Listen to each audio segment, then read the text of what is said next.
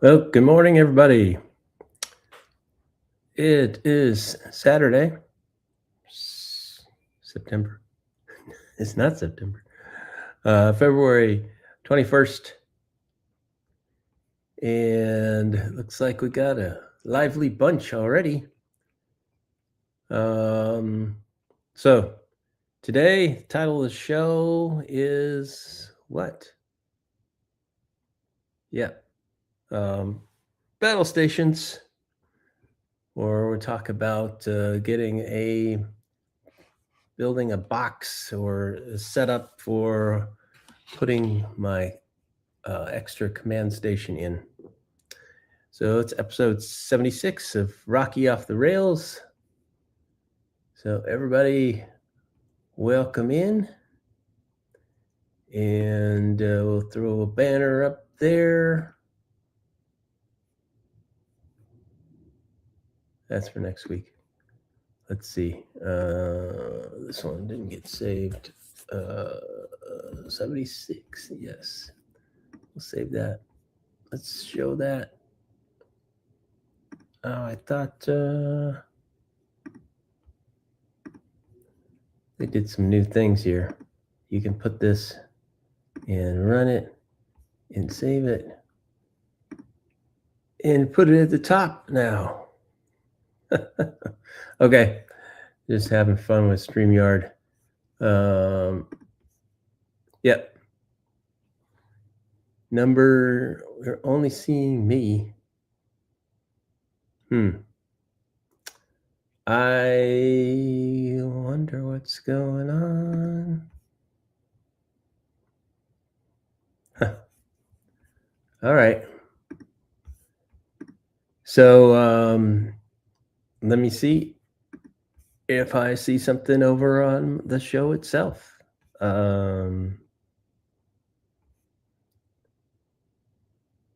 Episode 77. I think this is supposed to be 76, wasn't it? Anyways, sometimes it escapes me.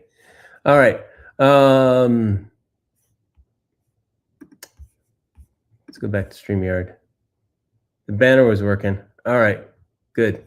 All right. All's good.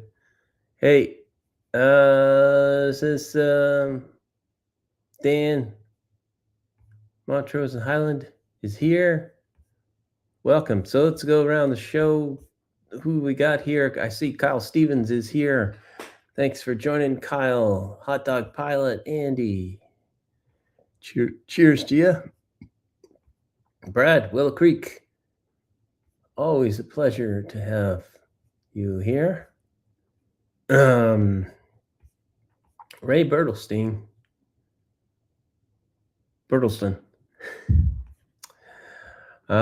Kevin Brown.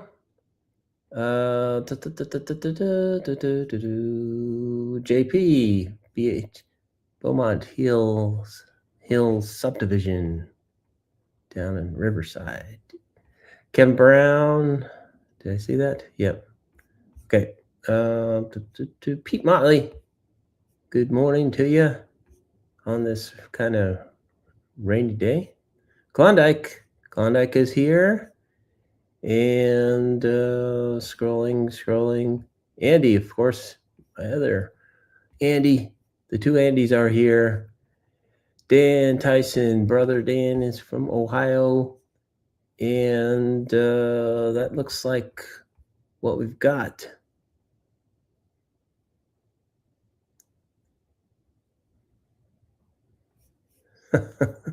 Okay.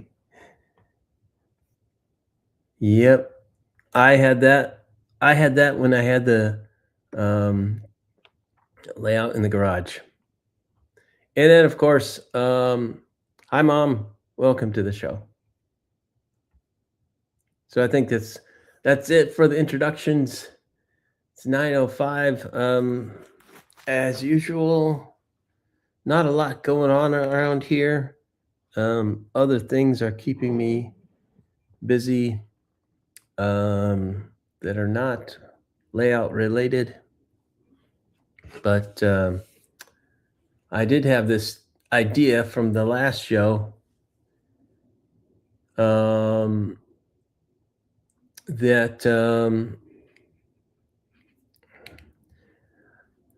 I wanted to have, and in fact, I've had this idea for a while now, that I wanted to have a way to hook up. Hey, Luck Rail, nice to see you here. Thanks for joining the show.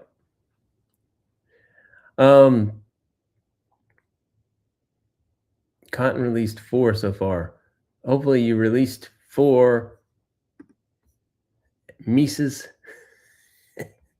mice far from your home.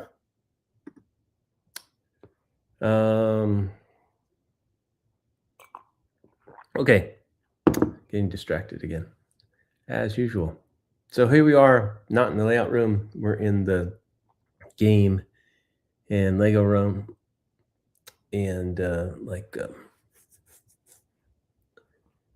room. And so anyways, back to, let's go and take a look at, say good morning to Rocky. Rocky is here, and he's saying, what the heck are you doing? What are you doing? Are you not paying attention? Yeah.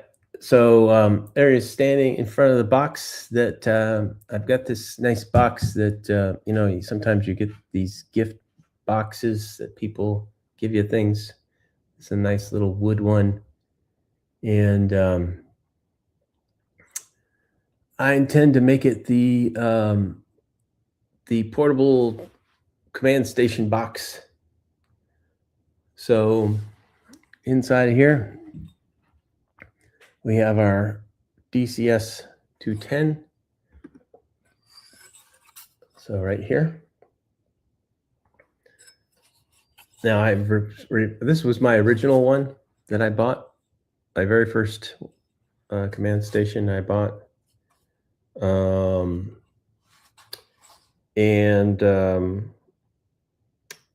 I decided to change this out to I think the 240 plus. No reason. Bigger is better, right? But this will form one of 2 things. Either a command station for my mini HO layout that I intend to have a little loop someday, maybe running around the top of the layout, maybe. Or it's just here for this purpose, which is to be my command station for the lab, that I try to make it run with similar power supply. So for those of you that are not DCC people, why do we have such a thing? So this provides, okay, DCC district in a box for some neat ideas. Great suggestion there, JP. DCC district in a box. DCC district. I'm typing this in a box. There you go. Okay, I've got it saved on a tab now. All right, perfect. Thanks for the suggestion, JP. Okay, so my idea of a DCC command station in a box is to have one of these, and there's power here, although you can do power on the little plug. The plug has gotten its way over here somewhere. I forget where. It's not important right now. Okay, the plug is off in the corner somewhere. On the outside, because this will be inside of the box, I have more than enough UP5s. Hey, Dwight Curley, thanks for being here, as usual, buddy. Hope you're doing well. And UP5, so that plugs in, kind of can daisy chain, and it's got a power supply input there. And then, so you can do programming the PR4. So I have to have this because this is not a DCS 210 Plus. DCS 210 Plus, as JP pointed out in previous shows, that that has that USB plug-in. So, and this doesn't require any extra power. It's powered off of the USB. Okay, so you got all these things. I want this to be there. And then I also have something that I don't appear to have in the room right now, which is my, oh, there's a plug. So this plugs into there. And then I've got power pole connectors right now that are on the short side. But anyways, what I want to have happen is you'll have these power poles either just coming out through a hole. So I'm gonna have longer wires than this, and they'll come out through a hole, or I'll just open up the top of the box and plug it in for now.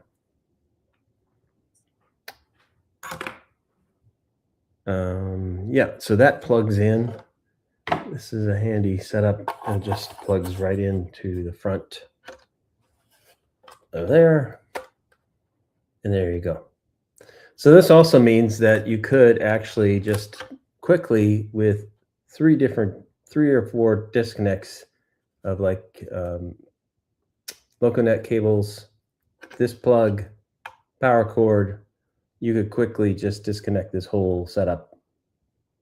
In fact, if you ran power over here, which allows for up to 8 amps coming in, this one's it says 5 amps. You could quickly do that. So here's what I intend to do, because in this box, I don't intend to be driving the universe. We'll just use this original brick. So that provides, see, 15 volts and 6 amps out. So that will be sufficient to actually, in my opinion, be good enough to drive both the UP5 and this, because we won't be drawing more than a few tenths of an amp across. Well, we usually use this for just running a single or one or two locomotives, and that'll be it. Other things I might put in there, I've got a number of these handy switches. Switch like this.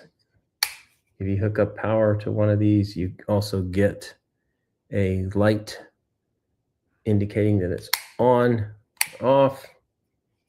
So once you put this command station inside of the box, then you won't see power lights or anything anymore.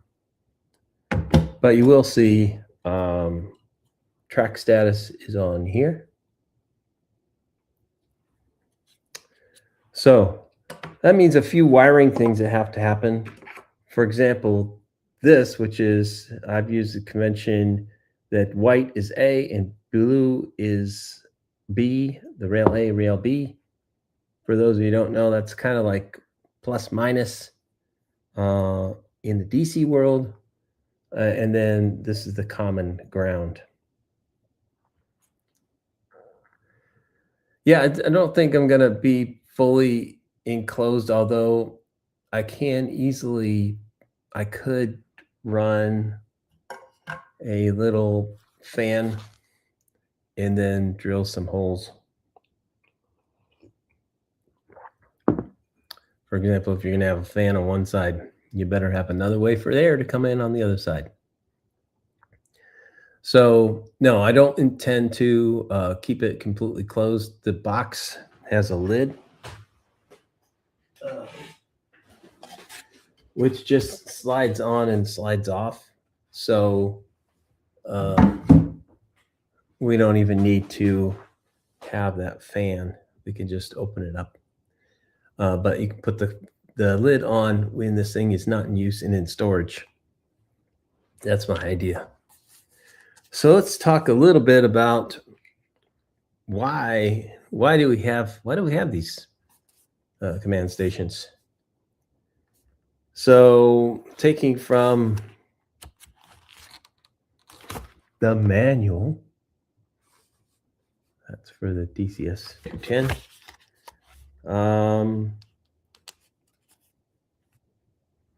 This system lets you operate your layout the way you choose with LocoNet. So LocoNet is the proprietary kind of other digital signal system. So it's run with things that look kind of like phone wires, although there's six wires in there. It says, and I have to laugh here, the Digitrack system reduces and simplifies layout wiring. Okay. Something about layout wiring. Have you noticed that even though we put all these improvements like DCC or LCC or whatever, there's still a lot of wires going on underneath your layout. So the only one of the things that have actually made that improve slightly are things like, let's see, what do you got? Oh, yeah. So whenever you want to control your switch motors or solenoids, you got 2 wires for that, or maybe sometimes 3. You've got this and that. You got a lot of wires going on. Yes.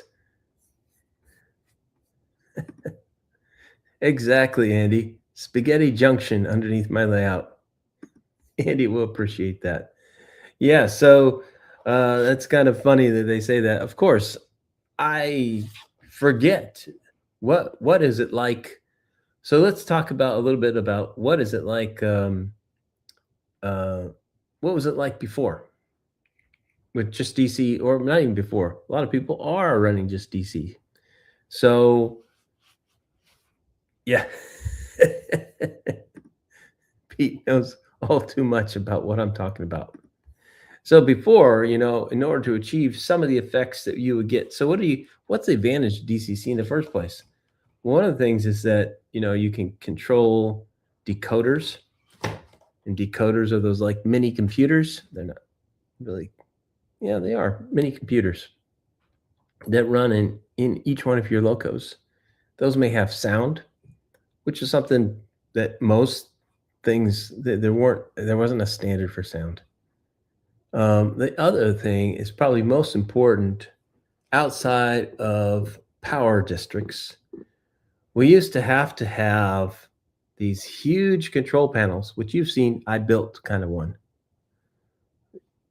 A huge control panel that had lots of wires coming to it that would route all the power to specific blocks. And so this is how you would get control and have multiple basically rheostats controlling how much voltage you were sending to the rails. And then you could have like a real dispatcher who would actually control which knob was going to which sets of rails on the layout. And depending on how complex your setup was, that might be just like maybe 2 things, or a lot of people maybe not even do that. They may even skip the whole block thing completely, and they just say, okay, this main line is run with this controller, and this other thing is run with this controller. Anyways, you have some way of doing that. My point is, there's still a lot of wires. And even today, a lot of wires. So you start talking about turnout control. You start talking about signaling, train detection, and all of a sudden, there's a lot of wires. Exactly, Kyle. I see the mothball sadness layout. Yeah. So, anyways, but what's the point of it for this particular exercise? Let's get back to that. So, my idea is like, look, whenever I want to, I'm usually like, if I come into this room and I want to do some, like I did last week, I want to do some speed matching, or I want to do some testing, or I've got just maybe a little train that I want to run around here for the show in the other room. Or for that matter, what if I want to take this out and set up something in another location that's not my house? Or even for that matter, what if I want to take something, run something down on a board in the garage? The idea is I'll be able to put this box together, just plug it in with a single power supply, i.e. this brick, which reminds me of, doesn't it remind you of your old laptop bricks? Yeah. So this is just a 90-watt brick.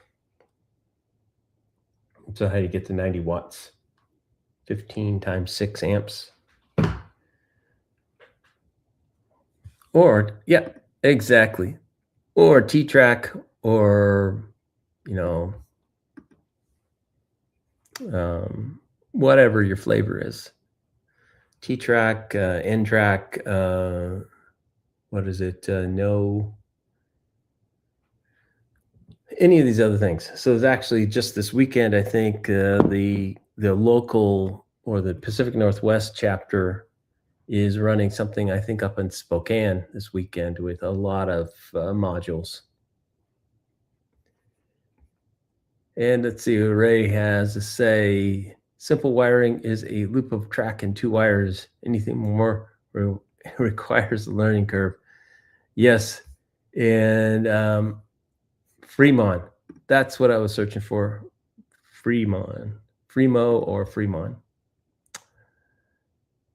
I remember the belief I remember the belief that DCC would lead to less wiring than DC. Yes, this was a trap. It's a trap. So yeah, it's a trap. Why? Because obviously a couple things. DCC is not cheaper. It does simplify block and running multiple and consisting. That's all really cool. And consisting of DC locomotives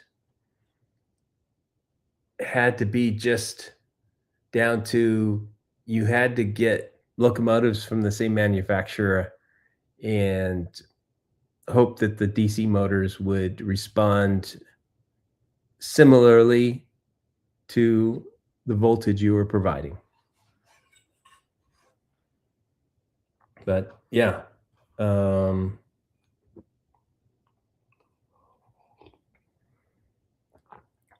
so we have come a ways, but then again, DCC is not exactly a new thing.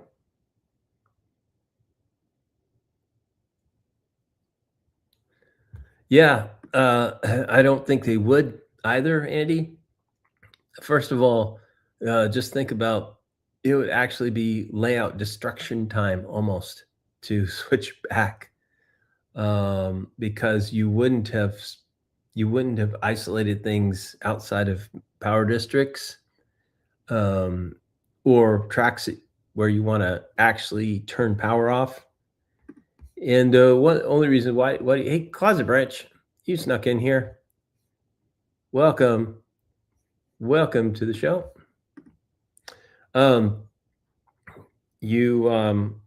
Actually, Closet Branch is a DC guy. So if you wanted to go back, you would have to do massive changes on a layout if you had it existing.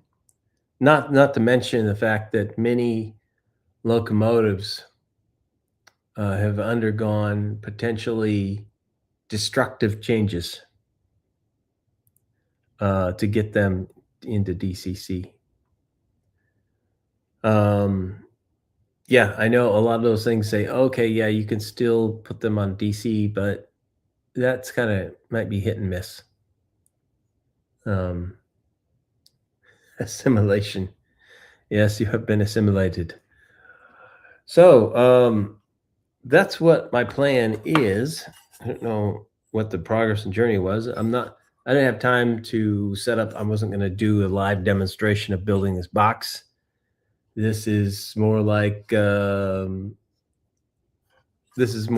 just random thoughts about how we might put such a thing together. Let's go and take a look at some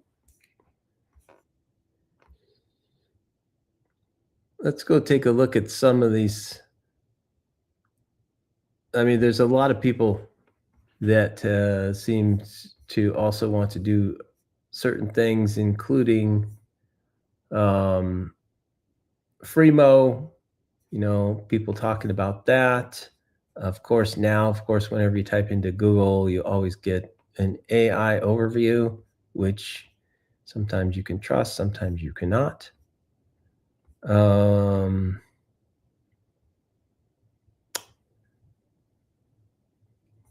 Yeah. So lots of different opinions out there on how to build such a box. I've got enough background to figure that out. And then on the outside, eventually, what I want is built-in panels on the outside of the box, so you can just plug in your Anderson power poles. Now, of course, looking at some of the things that are available, I need to go to the actual true Anderson power pole website to find out some options for some nice plugins on the outside. And I think there are some that are already there with the people that use these for Fremon and standards for T-Track or N-Track. So that's what I'll get. So I intend to have these 3 wires plus programming A and B. That's the idea. And then coming into the power, there'll be something like this. But if we can get a kind of power, put this mounted so that I've got that standard barrel plug insert, so everything can just plug in on the outside of the box and you don't have to worry about wires going in and out and whatnot. Okay, yeah. Great suggestion. I was trying to figure out how I can copy and paste that easily from here, and there isn't a great way. So PowerWorks.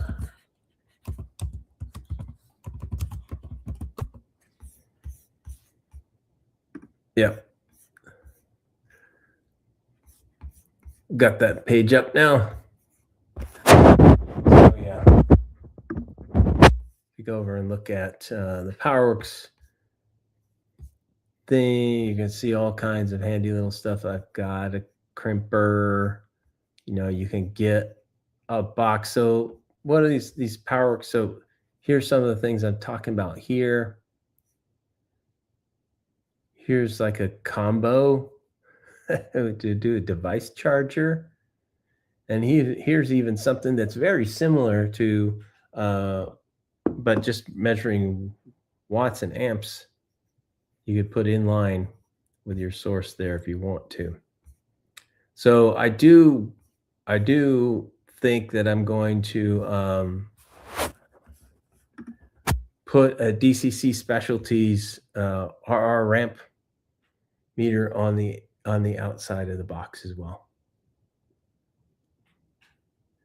So yeah, if you ever have a place where you want to make use of connecting and disconnecting things all the time, these are really handy to have. These PowerWorks power poles. No, they're Anderson connectors. Where do these come from? Well, a lot of guys in the ham radio world, they will use that. You got all kinds of like things for throwing things in your RV. It's a great connector. You can't get it wrong as far as which direction you're plugging it in. You can actually, they're modular. Each one of these things actually, you can see, you can actually pull them apart and mount them into even blocks. So although if you mount them into blocks, some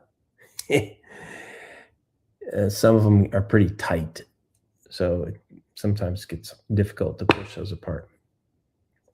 Of course, the downside is yet another special tool, special crimper to support putting the wires. So I've got 12 gauge or AWG. I forget what that is overseas, but this is 12 gauge wire, which I used most of this stranded, not, I don't use, I try not to use solid because it's just not very flexible. And what's Ray say here?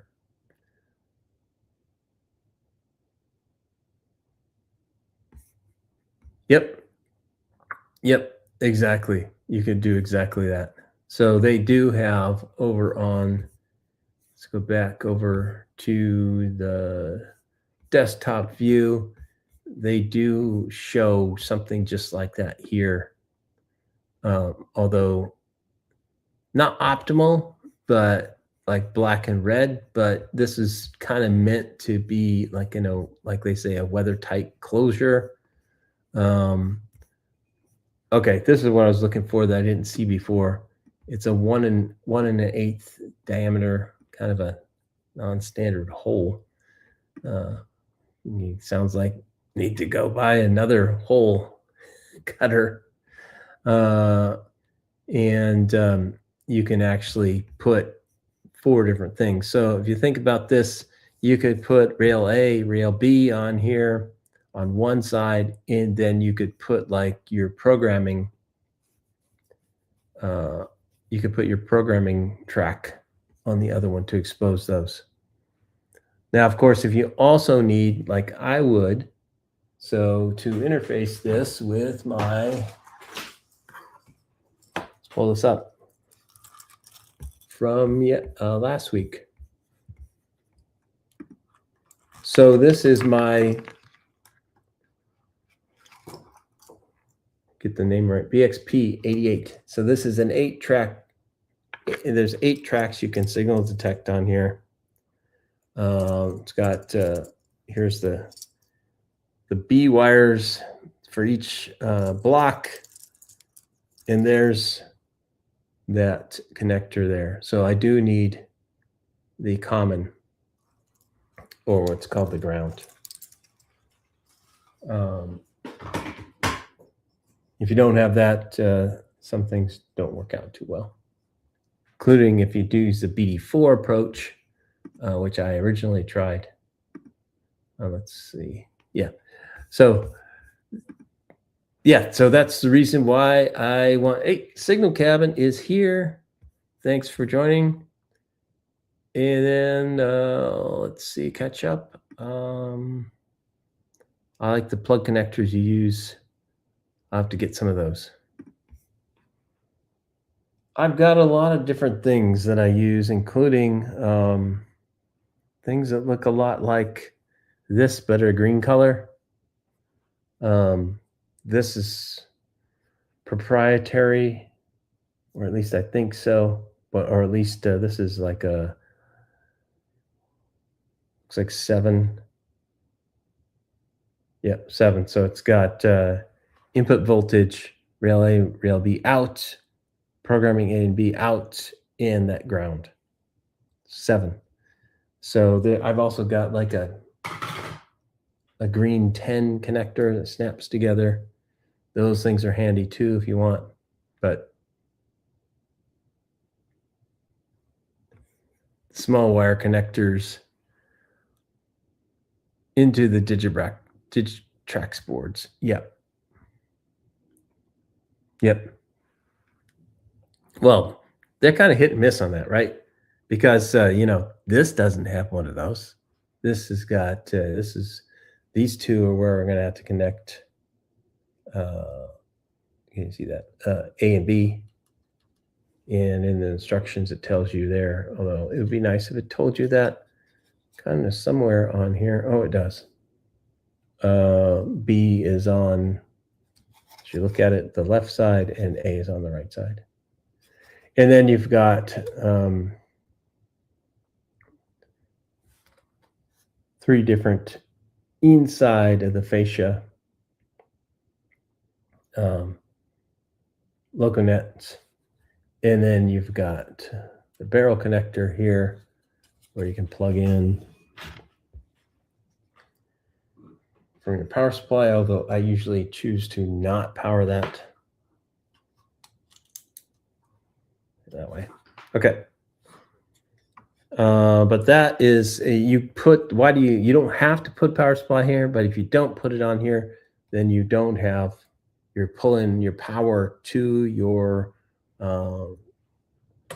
handheld controller over rail A and rail B, which may not be optimal. Let's see. JP has find his statement referring to the small wire connectors. Yeah. Okay.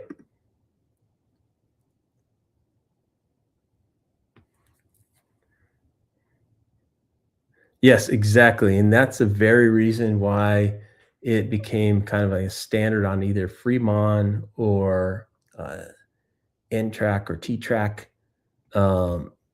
That's the way they do it. So it's like that. It's like, no, if you want to be with the standard, you will use these Anderson connectors, and you will use them in certain configurations. Like they specify even the colors that they should be and the alignment.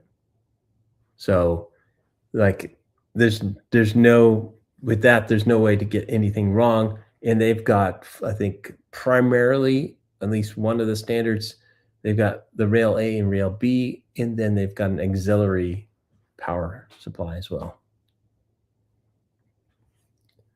Yes, exactly. Right. That's one of the reasons, JP, why I'm going to put this on the outside of the box. So just in case. But of course, I will know in all of its grandeur as well with the, I intend to like put the DCC by a DCC specialties thing to show me exactly how much power I'm pulling over the rail A and rail B. So as the rail A and rail B go out, those will be wired through, or all the rail A and rail B will come out of the command station and then immediately go to the RR amp meter, which will be on display, which if it's not displaying power, that's another indicator that this is off and doesn't have track power. So if you Digitrax person, you know that's actually a special step. There's a button, a 2-step thing where you push the power button and then push power on or power off.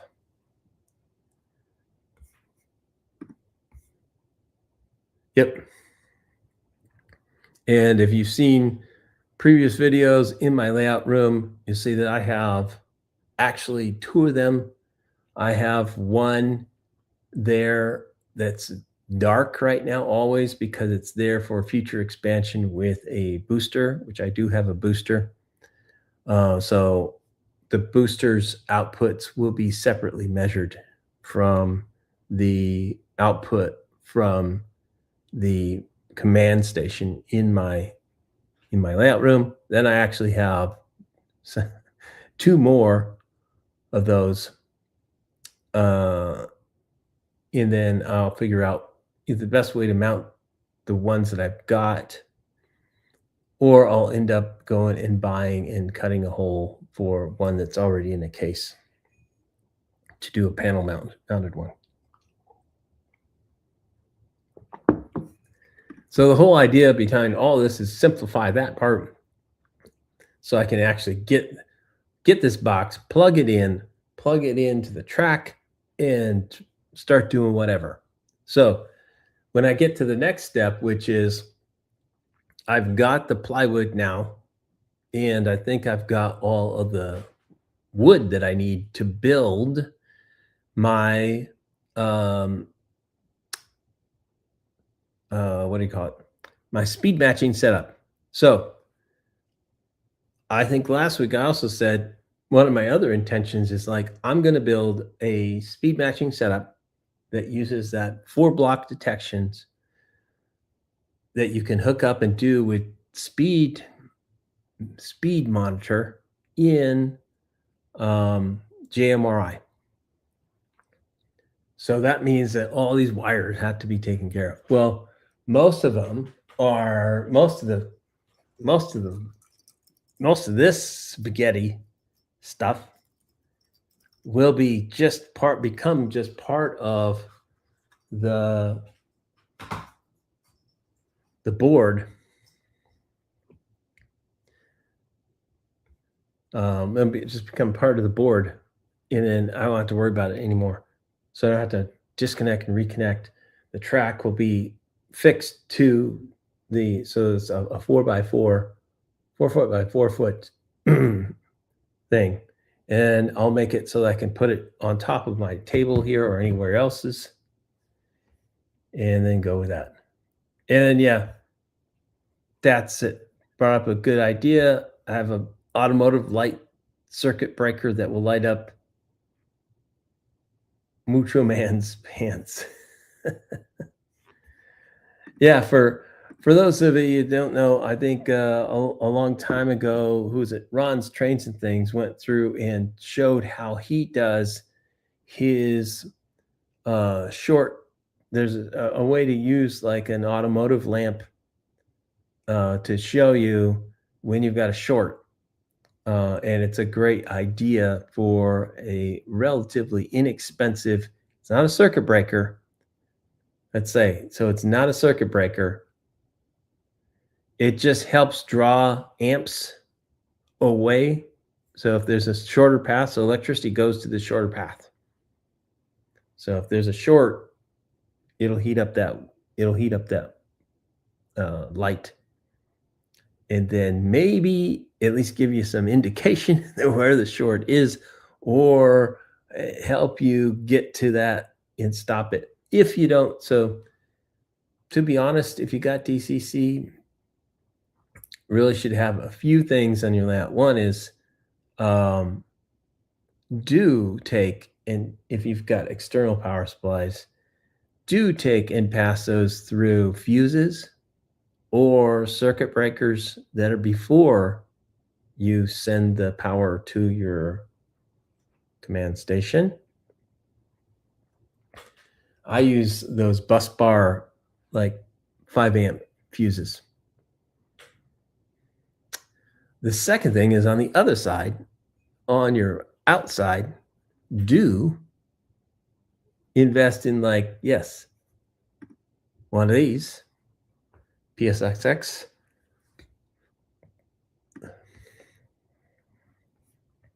Yeah, and what Ray says, old style 1156 bulb used for turn signals. Those are great choices, and you could probably still find them at your automotive centers. Probably not at your big box stores, or maybe that pretend to, or your all-in-one supermarkets that pretend to, but you know, what is it, Pep Boys or Auto Center or Auto Zone, any one of those guys is going to have these older bulbs still, and not an arm and a leg. You know, we're talking about pennies or dollars, and not, you know, not an LED light bulb on your car now. Power to my shed from the house goes through the circuit breaker. Yep, that's indeed what will happen. You will trip that breaker if you've got that on for too long. Yep. Yeah, exactly. Yeah, and like Ray said, you can still get these at the auto parts stores. And yeah, well, you could still need to get fire extinguishers because I'll tell you what, your circuit breakers don't always trip. And in fact, why do we have things in the US? I don't know about other parts of the world. We have, like, in theory, the the special circuit breakers that you need to have around water and outside. And that's because you want those to trip fast when there's any hint of a short to ground. Because what you don't want to have happen is that short to ground being going through your body, which, if it's one hand to a foot, passes through the center of your body, which means there's voltage passing through nearby your heart. That is not a good thing, especially if you've got higher voltage and higher amperage, like what you get out of the wall. So, fire hazards, safety hazards, be safe around electric power. Yeah, so all these manufacturers have great systems for doing that. It's amazing that other than the power management system, which does include circuit breakers. Now, I'll say this: there are circuit breakers that are included inside of here. And what you'll hear is just like the totally old school thing. There was a circuit breaker on your Lionel transformer and on your old, like, DC Power Master things. There's circuit breakers in there. And usually what they were, because you didn't want to blow a fuse, although I think they probably do have an upper-ended fuse, you'll hear this kind of like click, click, click, click, click, click. And what's happening in there is a short is actually, I believe it's a electrical mechanical thing. It's actually there to, when it gets hot, the piece of metal bends away, opens a circuit, and then it cools off and it drops back. And so what that's there for is to say, hey, the only time this will get hot is when I got a short. So it will open and do this click, click, kind of like a turn signal thing.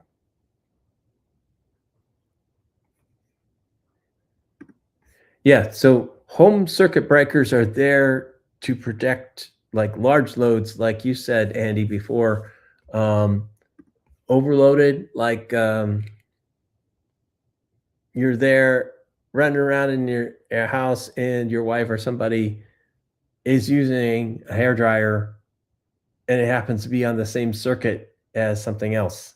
And then, boop, that's overload.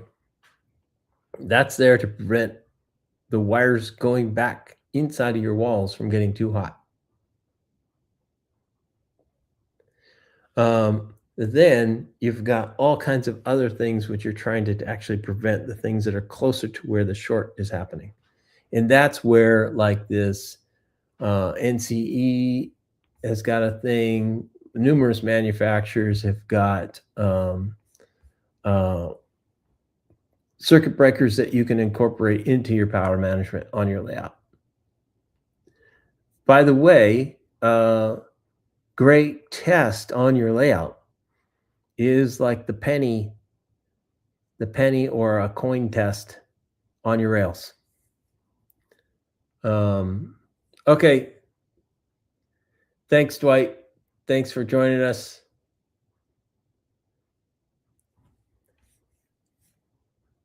But a great test for those circuit breakers of any kind, and to see if things are getting back to your command station is the penny test. So for those of you who don't know, if you're temporarily got feeder wires or your rails don't have good connections and you put a penny on there, even though your train may have rolled right through there and worked, you'll see that the voltages are coming down, and the farther it gets away from the detection part, the less likely it is to be able to detect and act on a short. So you can have, and this is where I think this may have happened to Ken Patterson, is that he may have been on his module far enough away from a circuit breaker, which he may have only had on his command station, which was far away from there. You know, you read things about people talking about bus wires. I think that Ken Patterson down in his basement had far more than 30 feet worth of bus wire going around his layout. So he probably could have used power management or even boosters on that layout. And I'm not sure if he had boosters or not. But anyways, I think we should withhold judgment on that. I mean, we still don't know quite what was the total cause there. Only what he's told us. Maybe another show he'll share more. Well, a very likely, a probable cause would be a derailment that for whatever reason, even though the power should have been interrupted, it wasn't. So keep that in mind. You know, number one rule, I think, in running trains is if you're not there, the trains should be not running and the power should be off. Yeah, Ken Patterson has used Digitrax for 20 plus years. In fact, I think one of the reasons why I went with Digitrax is because so way back when I restarted getting back into things, my dad told me about this show called What's Neat. And I was like, what's neat? What's that? I have no idea. I had no idea. So finally one day I did watch it. And I was like, yeah, this is pretty good. Pretty good show. Yep. So it's JP say, I had 50 sections of flex track on 10 tracks with a feeder on each line. PCX would trip on any power added. I added another complete set of feeders down the line and the problem solved. Yeah, so you're going to probably trip things just from increased resistance.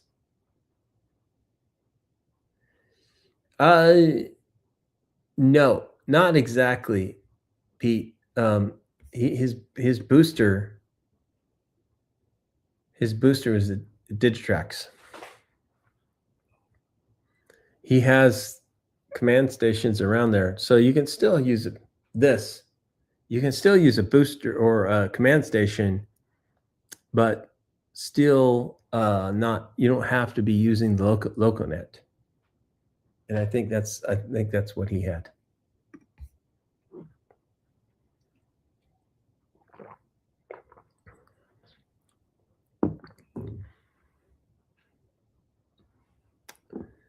So, anyways, what manufacturers you use, you know, NEC, ESU's got stuff, Digitrax have got stuff. It can become a very personal decision. And I'm not here to tell anybody what they should or shouldn't use. I just use Digitrax because I've got the investment there, and to switch out would be painful for me. So, I mean, I've got a lot of places where I went and made that decision to go with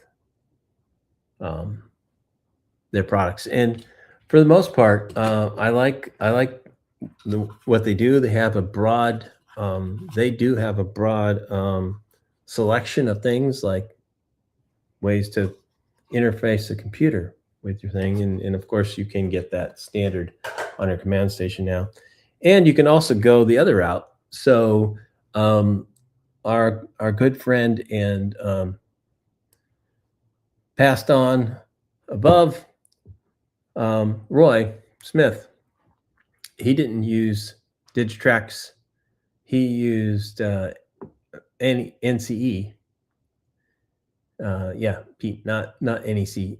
NCE is a different electronics manufacturer, the Nippon Electronic Corporation, I believe. But NCE, he used NCE because NCE also has a really nice system. You've got the controller in your hand, and I believe it's a command station as well. At least I believe that's how it operates. And so for smaller layouts, that often is all you need. In fact, most people that are watching the show, they could probably run their layout with just that. But who else is going out there? TCS has got their entries into it. They're just getting into command stations as of a couple years ago. And why not? So let's get close to closing out the show. Again, I don't know how we rambled through to making this through to an hour, but here we are through to an hour. And yeah, there's another one. If you are technically inclined, DCC EX, that is another route that can be cheaper for those of you who want to dabble in tinkering. Power cab is a command station and throttle, but limited in power. Yeah, that is the limitation and why we would go with a Digitrax like command station that we can deliver more amps. So if you got a lot of trains running, and guess what? That's not on my layout. I mean, I could get away with a lot less. Learned from NCE that the menu-driven tasks come in handy. Yeah, they did. Although, and each time they come out with a new throttle, let's say I'm not a fan of the newer throttles. I'm not a fan of the fact that you have to have the newer throttle now. In fact, I had to go and buy yet another Digitrax throttle to be able to program some of my Digitrax devices. Wasn't happy about that. But it's a nice throttle. But I also like my TCS, was it UW50? That's a really good throttle too. And actually put some thought into things like consisting, which are kind of a pain in the butt. Pain in the butt in Digitrax. All right, so here we go. We're about to tie this one up. So first thing first, yeah, get to the chopper. We're about to go home. Let's go and check in on our good friend, Rocky. It's like, yeah, you haven't shown me the whole show. Dang you. All right. So bye to Rocky for this week. Next week, we'll be running trains, at least fingers crossed, because it's the last Saturday of the month. And in 2 weeks, we'll have layout photos and the after the layout photos show. So that's what we've got coming up for, if I remember correctly, if this is 76 or 77, I don't recall now. I think I put both things somehow. So, yeah, in fact, I might have gotten it wrong for this show, but I guess it is what it is. This is 77 if I said it was, even though it might be 76. Yeah, see, in the show, it actually 76 in the description. Yeah, it should have been 76 in the description, which is something I can go and change. Anyways, there you go. This ties up show 76. Next week will be 77. We'll be running trains. And yeah, we'll try to see if we can find those elusive tunnel motors for DATS, because he's always on the prowl, always on the lookout for that. So with that said, it's the top of the hour wherever you are in the world, except for those that are off by half an hour. India, I'm talking about you. I don't know how you ended up with a half hour off. That's a very interesting thing. But anyways, here I am getting off the rails again. I'll be back. That wasn't a good one. Let's strike that. Hey, take that out of the roll. Okay. I'll be back. Okay, that's much better. All right. So see y'all later. We'll catch you next week and have fun. Whatever you're doing, stay safe, stay warm, stay dry, all those things. And we'll see you in a week. Bye for now.